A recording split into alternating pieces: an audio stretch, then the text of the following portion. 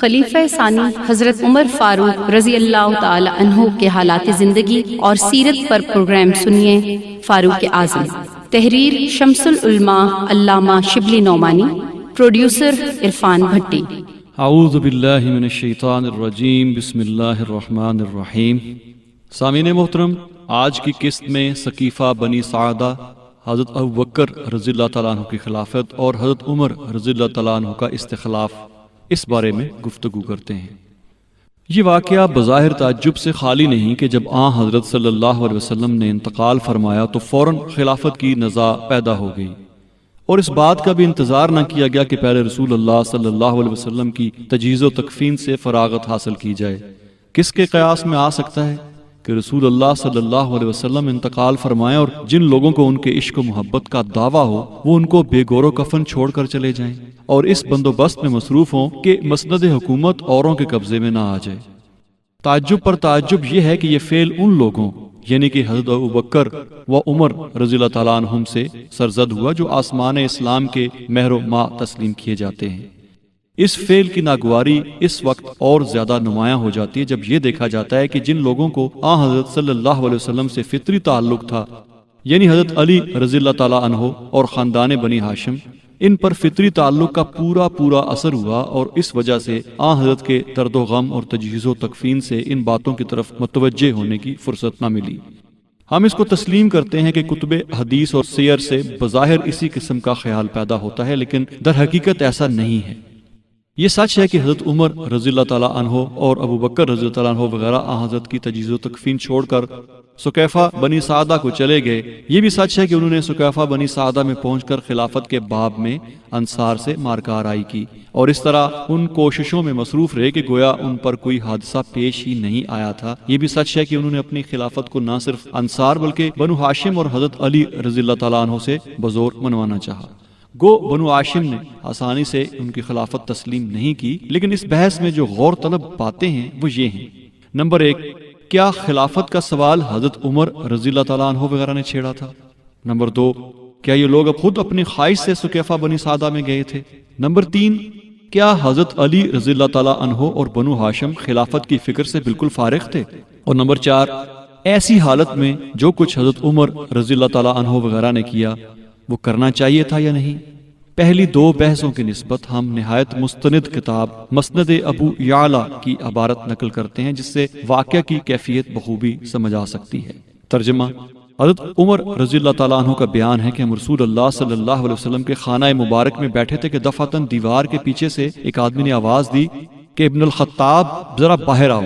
میں نے کہا چلو ہٹو، ہم لوگ ہاں حضرت صلی اللہ علیہ وسلم کے بندوبست میں مشغول ہیں۔ اس نے کہا کہ ایک حادثہ پیش آیا ہے، یعنی انصار ثقیفہ بنی سعدہ میں اکٹھے ہوئے ہیں، اس لیے جلد پہنچ کر ان کی خبر لو، ایسا نہ ہو کہ انصار کچھ ایسی باتیں کر اٹھیں جس سے لڑائی چھڑ جائے۔ اس وقت میں نے حضرت ابوبکر رضی اللہ تعالیٰ عنہ سے کہا کہ چلو۔ اب اس سے ظاہر ہو گیا کہ نہ حضرت عمر رضی اللہ تعالیٰ عنہ وغیرہ نے خلافت کی بحث کو چھیڑا تھا اور نہ اپنی خواہش سے ثقیفہ بنی سعدہ کو جانا چاہتے تھے۔ تیسری بحث کی کیفیت یہ ہے کہ اس وقت جماعت اسلامی کو 3 گروہوں میں تقسیم کیا جا سکتا تھا۔ نمبر 1 بنو ہاشم، جس میں حضرت علی رضی اللہ تعالیٰ عنہ شامل تھے۔ نمبر 2 مہاجرین کے رئیس اور افسر حضرت ابوبکر رضی اللہ تعالیٰ عنہ اور عمر تھے رضوان اللہ اجمعین۔ اور نمبر 3 انصار، جن کے شیخ القبیلہ سعد بن عبادہ تھے۔ ان تینوں میں سے ایک گروہ بھی خلافت کے خیال سے خالی نہ تھا۔ انصار نے اپنا ارادہ ظاہر کر دیا تھا۔ بنو ہاشم کے خیالات ذیل کی روایت سے معلوم ہوں گے۔ آن حضرت صلی اللہ علیہ وسلم کے وفات کے دن حضرت علی رضی اللہ تعالیٰ عنہ مکان سے باہر نکلے۔ لوگوں نے ان سے پوچھا کہ رسول اللہ صلی اللہ علیہ وسلم کا مزاج کیسا ہے؟ چونکہ آن حضرت کی ظاہری حالت بالکل سنبھل گئی تھی، حضرت علی رضی اللہ تعالیٰ عنہ نے کہا کہ خدا کے فضل و کرم سے آپ اچھے ہو گئے۔ حضرت عباس رضی اللہ تعالیٰ عنہ نے ان کا ہاتھ پکڑ کر کہا کہ خدا کی قسم تم 3 دن کے بعد غلامی کرو گے۔ میں آنکھوں سے دیکھ رہا ہوں کہ رسول اللہ عنقریب اس مرض میں وفات پائیں گے، کیونکہ مجھ کو اس کا تجربہ ہے کہ خاندان عبد المطلب کا چہرہ موت کے قریب کس طرح متغیر ہو جاتا ہے۔ آؤ چلو رسول اللہ صلی اللہ علیہ وسلم سے پوچھ لیں کہ آپ کے بعد منصب خلافت کس کو حاصل ہوگا۔ اگر ہم اس کے مستحق ہیں تو رسول اللہ صلی اللہ علیہ وسلم ہمارے لیے وصیت فرما دیں گے۔ حضرت علی رضی اللہ تعالیٰ عنہ نے کہا کہ میں نہ پوچھوں گا، کیونکہ اگر پوچھنے پر حضرت صلی اللہ علیہ وسلم نے انکار کیا تو پھر آئندہ کوئی امید نہ رہے گی۔ سامعین محترم، یہ ذکر جو ہے جو میں نے ابھی آپ کے سامنے رکھا ہے، یہ صحیح بخاری باب مرض النبی ما فتح الباری اس کے اندر مذکور ہے۔ اس روایت سے حضرت عباس رضی اللہ تعالیٰ عنہ کا خیال تو صاف معلوم ہوتا ہے۔ حضرت علی رضی اللہ تعالیٰ عنہ کو حضرت صلی اللہ علیہ وسلم کی وفات کا اس وقت تک یقین نہ تھا، اس لیے انہوں نے کوئی تحریک کرنا مناسب نہ سمجھا اور اس کے علاوہ اپنے انتخاب کیے جانے پر بھروسہ نہ کیا۔ حضرت صلی اللہ علیہ وسلم کی وفات کے بعد حضرت فاطمہ رضی اللہ تعالیٰ عنہ کے گھر میں ایک مجمع ہوا تھا جس میں تمام بنو ہاشم اور ان کے تبع شریک تھے، اور حضرت علی رضی اللہ تعالیٰ عنہ ان کے پیش رو تھے۔ صحیح بخاری میں حضرت عمر رضی اللہ تعالیٰ عنہ کی زبانی روایت ہے۔ ترجمہ: ہماری سرگزشت یہ ہے کہ جب خدا نے اپنے پیغمبر کو اٹھا لیا تو انصار نے قاطبتاً ہماری مخالفت کی اور سقیفہ بنی سعدہ میں جمع ہوئے، اور علی اور زبیر رضی اللہ تعالیٰ عنہم اور ان کے ساتھیوں نے بھی مخالفت کی، اور مہاجرین ابو بکر رضی اللہ تعالیٰ عنہ کے پاس جمع ہو گئے۔ یہ تقریر عمر رضی اللہ تعالیٰ عنہ نے ایک بہت بڑے مجمع میں کی تھی جس میں سینکڑوں صحابہ موجود تھے، اس لیے اس بات کا گمان نہیں ہو سکتا کہ انہوں نے کوئی امر خلاف واقعہ کہا ہو، ورنہ یہ لوگ ان کو وہاں ٹوکتے۔ امام مالک رحمہ اللہ کی روایت میں یہ واقعہ اور صاف ہو گیا ہے۔ اس کے الفاظ یہ ہیں، ترجمہ: اور علی رضی اللہ تعالیٰ عنہ اور زبیر رضی اللہ تعالیٰ عنہ اور جو لوگ ان کے ساتھ تھے وہ حضرت فاطمہ الزہرا رضی اللہ تعالیٰ عنہ کے گھر میں ہم سے الگ ہو کر جمع ہوئے۔ تاریخ طبری میں ہے، ترجمہ: اور حضرت علی رضی اللہ تعالیٰ عنہ اور زبیر رضی اللہ تعالیٰ عنہ نے علیحدگی اختیار کی، اور زبیر رضی اللہ تعالیٰ عنہ نے تلوار میان سے کھینچ لی اور کہا کہ جب تک علی کے ہاتھ پر بیعت نہ کی جائے میں تلوار میان میں نہ ڈالوں گا۔ ان تمام روایتوں سے صاف یہ نتائج نکلتے ہیں کہ نمبر 1، حضرت صلی اللہ علیہ وسلم کی وفات کے ساتھ ہی خلافت کے باب میں 3 گروہ ہو گئے تھے۔ نمبر 1 انصار، نمبر 2 مہاجرین، اور نمبر 3 بنو ہاشم۔ مہاجرین حضرت ابو بکر رضی اللہ تعالیٰ عنہ کے اور بنو ہاشم حضرت علی رضی اللہ تعالیٰ عنہ کے ساتھ تھے۔ جس طرح حضرت عمر رضی اللہ تعالیٰ عنہ وغیرہ حضرت صلی اللہ علیہ وسلم کو چھوڑ کر سقیفہ کو چلے گئے تھے، حضرت علی رضی اللہ تعالیٰ عنہ بھی حضرت صلی اللہ علیہ وسلم کے پاس سے چلے آئے تھے، اور حضرت فاطمہ رضی اللہ تعالیٰ عنہ کے گھر میں بنو ہاشم کا مجمع ہوا تھا۔ سقیفہ میں حضرت علی رضی اللہ تعالیٰ عنہ کا نہ جانا اس وجہ سے نہ تھا کہ وہ حضرت صلی اللہ علیہ وسلم کے غم و الم میں مصروف تھے اور ان کو ایسے پر درد موقع پر خلافت کا خیال نہیں آ سکا تھا، بلکہ اس کی وجہ یہ تھی کہ سقیفہ میں مہاجرین اور انصار جمع تھے، اور ان دونوں گروہ میں سے کوئی بھی حضرت علی رضی اللہ تعالیٰ عنہ کے دعویٰ کی تائید نہ کرتا، کیونکہ مہاجرین حضرت ابو بکر رضی اللہ تعالیٰ عنہ کو پیشوا تسلیم کرتے تھے اور انصار کے رئیس سعد بن عبادہ تھے۔ اخیر بحث یہ ہے کہ جو کچھ ہوا وہ بے جا تھا یا بجا، اس کو ہر شخص جو ذرا بھی اصول و تمدن سے واقفیت رکھتا ہو بآسانی سمجھ سکتا ہے۔ حضرت صلی اللہ علیہ وسلم نے جس وقت وفات پائی مدینہ منورہ منافقوں سے بھرا پڑا تھا، جو مدت سے اس بات کے منتظر تھے کہ رسول اللہ صلی اللہ علیہ وسلم کا سایہ اٹھ جائے تو اسلام کو پامال کر دیں۔ اس نازک وقت میں آیا یہ ضروری تھا کہ لوگ جزا اور گریہ زاری میں مصروف رہیں، یا یہ کہ فوراً خلافت کا انتظام کر لیا جائے اور ایک منظم حالت قائم ہو جائے؟